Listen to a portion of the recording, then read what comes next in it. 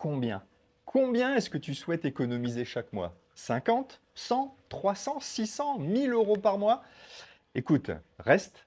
Déjà, je t'ai tourné une vidéo qui t'explique, moi, tout ce que j'avais mis en place, ce que j'avais découvert, ce que j'ai structuré pour pouvoir économiser et financer ma vie de rêve. Et puis, à la fin de la vidéo, je te fais un cadeau. Tu me diras, les cadeaux, souvent, c'est le plaisir de les donner. Peut-être qu'il te fera plaisir de le recevoir. On commence tout de suite.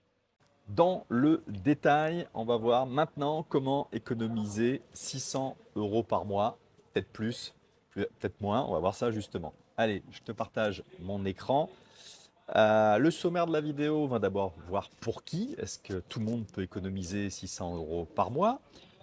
Très important, je vais rentrer dans le détail, pourquoi.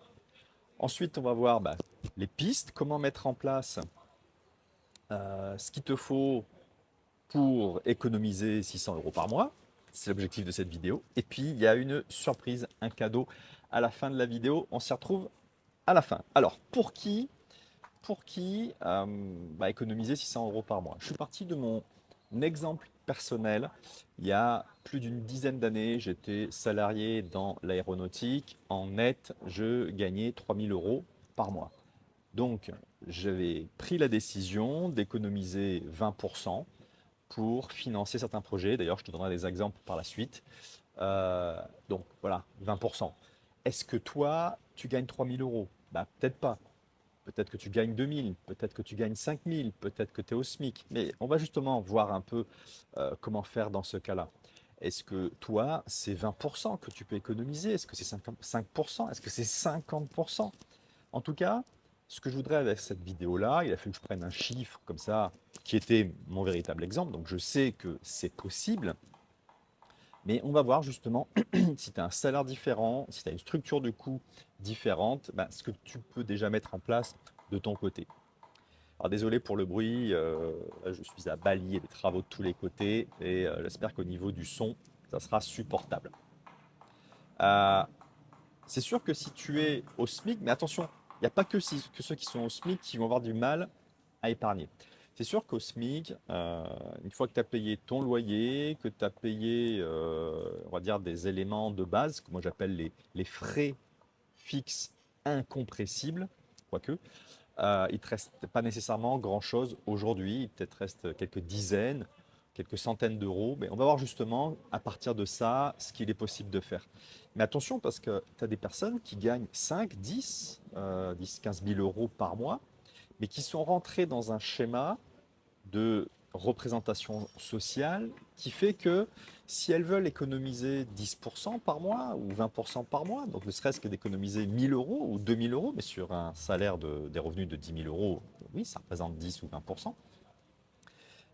Mais si elles doivent couper sur des restaurants, sur des abonnements à des clubs, sur des activités sportives type golf, voilà, c'est une dépense très importante. Il y aura peut-être un souci par rapport à les amis qui vont. Il y a une valorisation sociale qui peut éventuellement poser problème quand tu t'es habitué à certains niveaux de vie. Donc attention, c'est pas uniquement les gens qui sont au SMIC. Après, c'est pas les mêmes contraintes, mais bon, je voulais juste aborder ce point-là. Alors, moi, ce que j'ai comme question déjà à ce moment-là de la vidéo, c'est dans l'idéal. Je dis pas, toi, aujourd'hui, ce que tu peux faire, mais dans l'idéal, par rapport à des projets que tu as en tête, quel est le montant que tu aimerais économiser tous les mois? J'ai bien dit tous les mois, pas une fois de temps en temps, au moment de, après les résolutions d'une nouvelle année, en disant, ah, tiens, il faudrait que je puisse économiser 20 000 euros parce que j'ai un projet. Non, non, tous les mois, quel serait l'idéal que tu voudrais économiser? Alors, chose très importante, lorsque l'on se lance dans un projet, la mise en place, on va dire, de nouvelles habitudes, c'est pourquoi.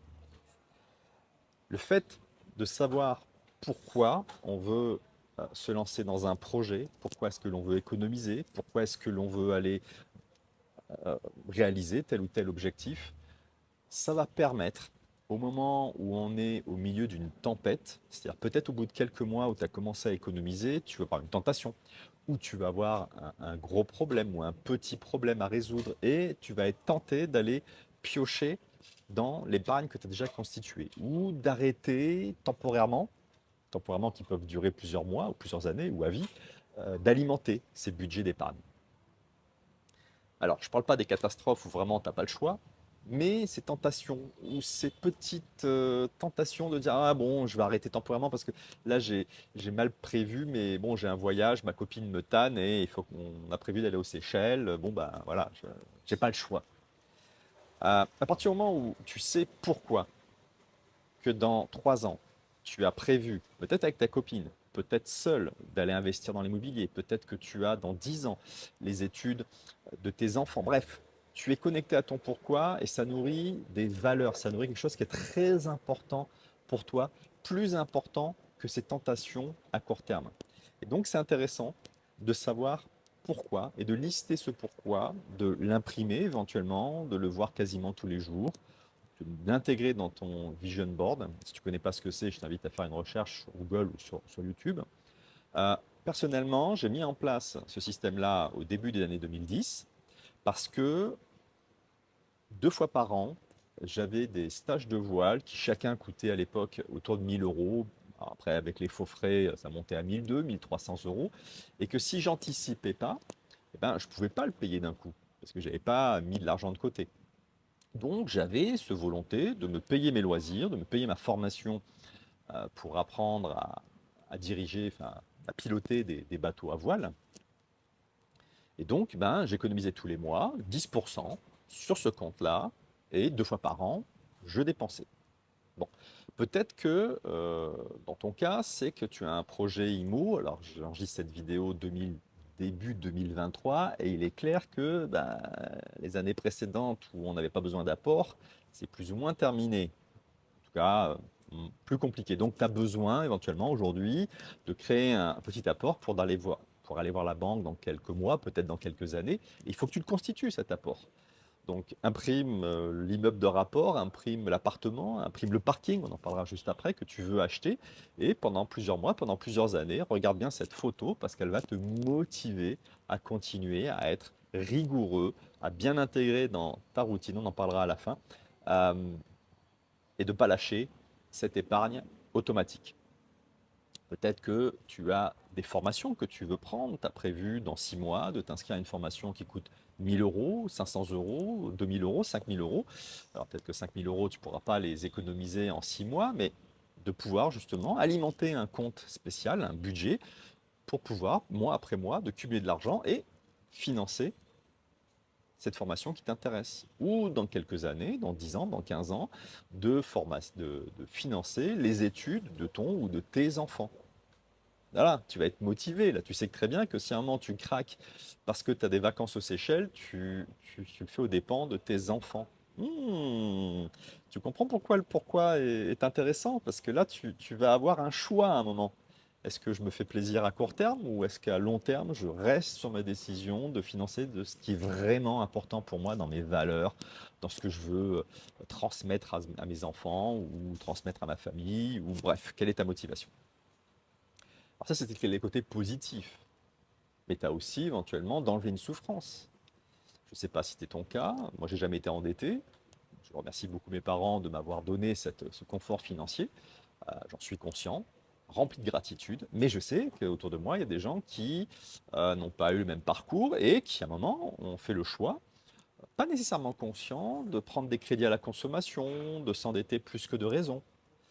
Et donc, du coup, est-ce que tu n'aurais pas intérêt, si dans ce cas-là, de mettre en place un remboursement de tes dettes auprès de ta famille, tes amis, au niveau des banques, et de te dire, bon, bah, tous les mois, je vais commencer peut-être 50 euros par mois, 100 euros, 300 euros, 1000 euros, en fonction de tes revenus, mais systématiquement, je rembourse un petit peu, moins rapidement que mes créanciers le voudraient, mais tu vas te rendre compte au bout de quelques mois, quand ils vont voir que systématiquement tu les rembourses, ils vont prendre leur mal en patience parce qu'ils voient que tu es régulier et ils voient que tu fais passer le remboursement de tes dettes à un niveau important. Donc ils sont rassurés, ils disent bon bah ok, ça va peut-être durer 1 an, 3 ans, 5 ans, on va être totalement remboursé, mais vaut mieux ça que de faire une croix sur ce que tu leur dois.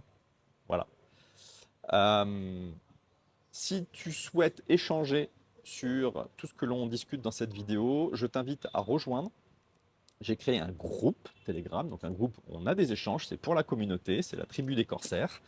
Parce que dans cette communauté et dans cette chaîne YouTube ou dans ces profils que tu peux voir sur Instagram, sur Facebook, etc., tu retrouves ici le code, c'est pareil pour Facebook, c'est Jérôme Les Corsaires. Ici, je te partage tout ce qui te permet d'améliorer ta liberté. Que ce soit sur les finances personnelles, que ce soit sur les investissements, que ce soit sur le mindset, la mise en place de routines, voilà, tout ce que j'ai mis en place et qui me permet de garder ma liberté, ben, je t'invite à rejoindre le groupe Telegram, puisque du coup on échange vraiment là-dessus, on s'entraide. En ce moment, on parle beaucoup de Forex. Et puis si tu ne l'as pas encore déjà fait, je t'invite à t'abonner à cette chaîne YouTube. Alors, comment mettre en place cette épargne de manière automatique? En tout cas, déjà, quelles sont les pistes? On verra à la fin dans le cadeau que je voudrais te faire, euh, vraiment la mise en place concrète. Mais déjà aujourd'hui, là, dans cette vidéo, on va voir les pistes que tu peux déjà aborder, voir si là-dedans, tu as des choses que tu peux mettre en place demain ou dans quelques semaines, dans quelques mois. Bon. Pour pouvoir économiser, c'est juste la différence entre tes revenus d'un côté et tes dépenses. Quel que soit ton niveau de revenu, est-ce que tu peux déjà aujourd'hui réduire tes dépenses? Alors, je parlais tout à l'heure de ceux qui sont au SMIG. Et si tu es dans ce cas-là, tu te dis, Jérôme, moi, depuis telle heure, je t'écoute, tu sais, économiser 600 euros ou même 200 euros, c'est impossible aujourd'hui. Ce qui est important, c'est de se dire aujourd'hui. Je ne connais pas ta situation, donc je te donne des pistes. Après, à toi de voir si tu peux mettre déjà des choses en place sur la réduction des dépenses. Après, on verra comment augmenter ses revenus. Est-ce qu'aujourd'hui, concrètement, là où tu habites, tu as absolument besoin d'y être? Je ne dis pas envie. Peut-être que tu es dans une ville assez chère parce que tu as fait tes études ou parce que tu as grandi là, que tu as tes amis, mais qu'au niveau professionnel, ça ne fait pas nécessairement du sens de rester dans cette ville où tu payes un appartement, où tu loues un appartement finalement assez cher par rapport à si tu te rapprochais de ton emploi ou si tu changeais de région pour avoir un emploi payé plus ou moins pareil, mais avec des loyers beaucoup moindres. C'est très inconfortable, ça demande des sacrifices. De toute façon, toute la réduction des dépenses, il y a cette notion de sacrifice. Il y a des choix sacrificiels, je ne sais pas si c'est français, à faire. Mais est-ce que tu ne pourrais pas louer quelque chose de plus petit, temporairement, le temps de te refaire? Ou est-ce que tu ne pourrais pas changer de lieu, sortir de la ville, sortir de la région, sortir du pays?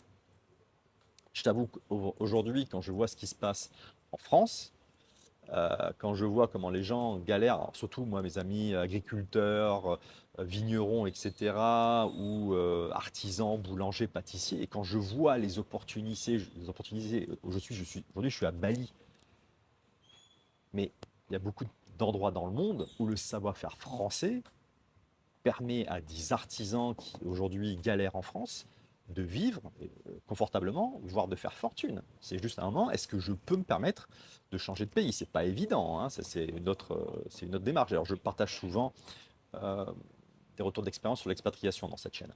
Donc, est-ce qu'il n'y a pas cette notion de déménagement? Est-ce que le budget nourriture, est-ce qu'éventuellement, tu as pris l'habitude d'aller au restaurant une fois, deux fois, trois fois par semaine, ou quasiment tous les jours, ne serait-ce que pour ton boulot? Alors, restaurant d'entreprise ou restaurant avec le plat du jour, mais est-ce qu'éventuellement, de préparer tes repas et d'aller manger sur ton lieu de travail avec un budget beaucoup moindre, est-ce que tu pourrais pas challenger tes dépenses d'alimentation? Est-ce que tu pourrais pas trouver, par exemple, j'ai bon, moi ça fait quelques années que j'ai arrêté quasiment, c'est-à-dire 80 ou 90% de mes courses alimentaires, je ne les fais plus dans des grandes surfaces. Donc j'arrête d'acheter des mauvais légumes, des mauvais fruits, et j'ai commencé à regarder le bio. Alors le bio pour moi, c'est pas des bons fruits, c'est pas des bons légumes. Les producteurs du bio produisent du bio, ne produisent pas des fruits et des légumes. C'est mon point de vue, hein. Peut-être que tu n'es pas d'accord, et il n'y a aucun souci, exprime-toi dans les commentaires. Maintenant, j'ai trouvé comment payer moins cher des fruits et des légumes que dans le magasin bio, parce que ça coûte un bras, en ayant vraiment de la super qualité. C'est les coopératives paysannes. Si tu en as une à côté de toi, je t'invite vraiment à faire l'effort de manger local, de manger de saison, et tu vas te rendre compte que finalement tu manges de meilleure qualité, donc tu vas te retrouver en meilleure santé, et pour un budget beaucoup moins que dans les magasins bio. Ben voilà, c'est une manière de challenger sans nécessairement faire un sacrifice sur la qualité. Est-ce que tes loisirs aujourd'hui, tu pourrais pas te challenger? Est-ce que tes abonnements, peut-être que tu payes Netflix, Amazon Prime, Apple Music, Apple ceci, etc., et que tu as 50, 100, 200 euros d'abonnement? Est-ce que tu as besoin de tout ça? Est-ce que tu pourrais pas réduire la voilure sur ces abonnements? Et plein d'autres. En fait, analyse tes dépenses. J'en parlerai tout à la fin. Mais analyse tes dépenses. Regarde sur plusieurs mois où va ton argent et vois ce que tu peux déjà, le mois prochain, réduire. Et une fois que tu auras commencé à réduire ne serait-ce que de 10 euros et de manière automatique, de vérifier que tu ne dépenses pas ton budget alloué et que tu... Voilà. Quand tu commences, c'est un mouvement vertueux.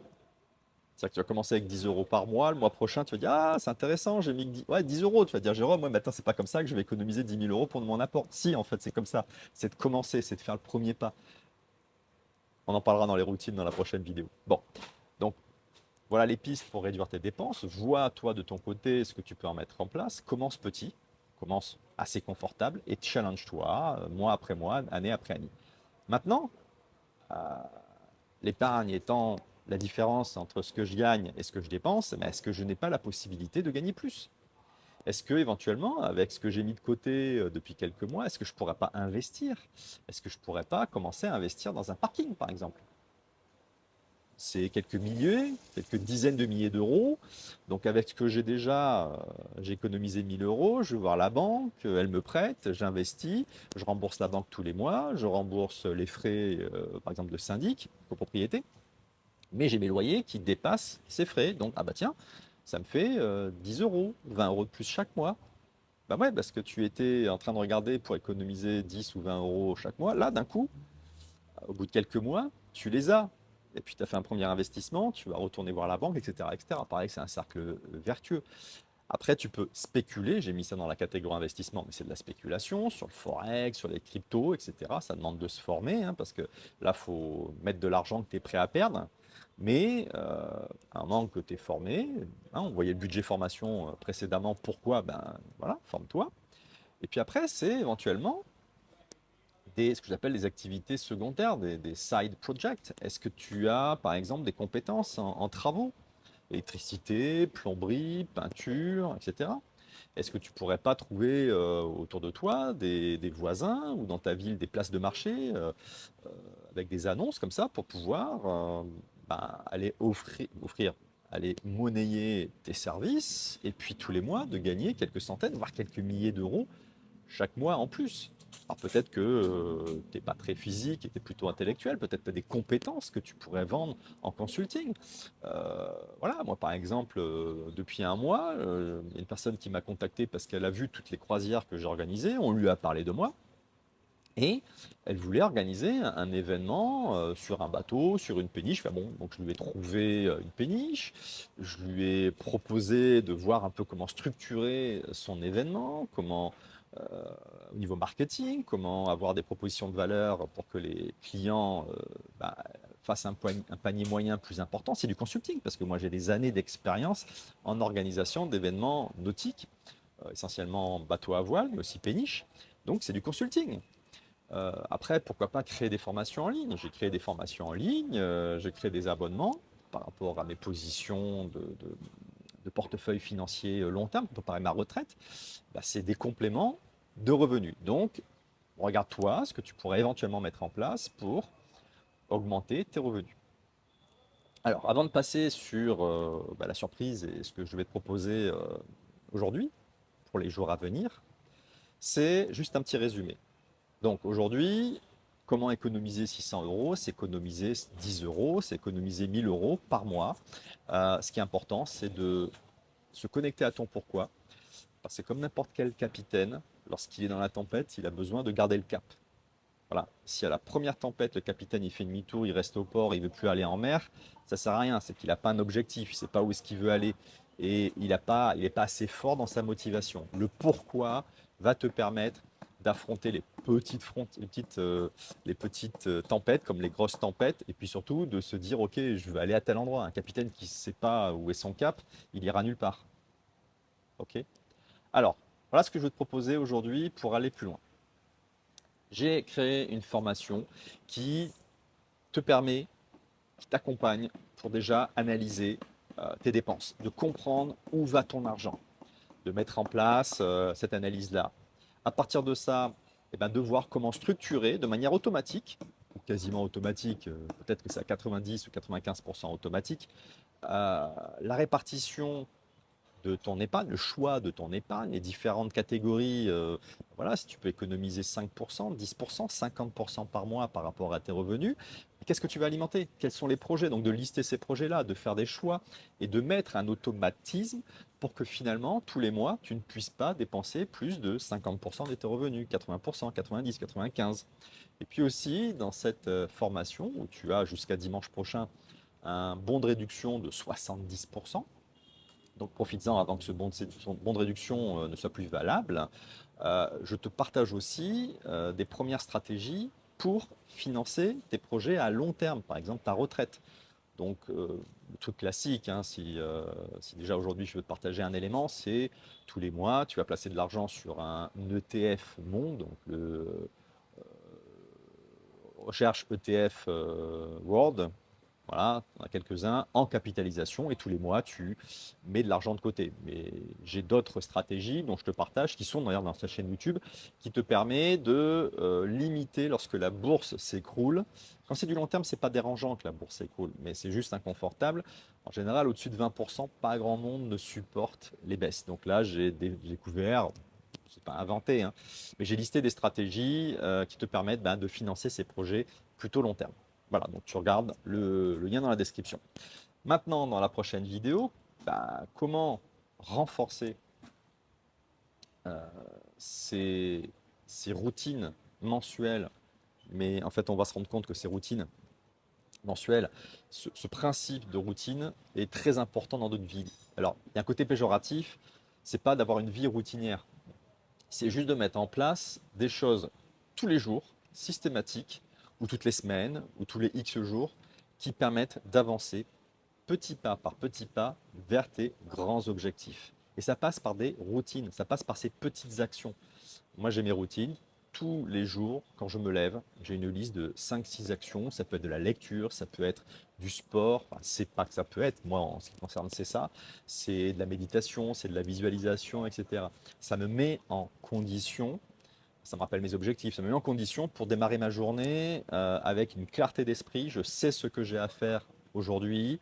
Surtout, je connais mon pourquoi. Bon, donc la prochaine vidéo, ça sera la routine est au projet, ce que le métronome est à la musique. Je ne sais pas si tu as fait du solfège ou tu as étudié certains instruments, mais tu sais, ce métronome là, tic-tac, tic-tac, c'est ça la routine. C'est tous les jours, tu as un petit clac qui entretient ton rythme.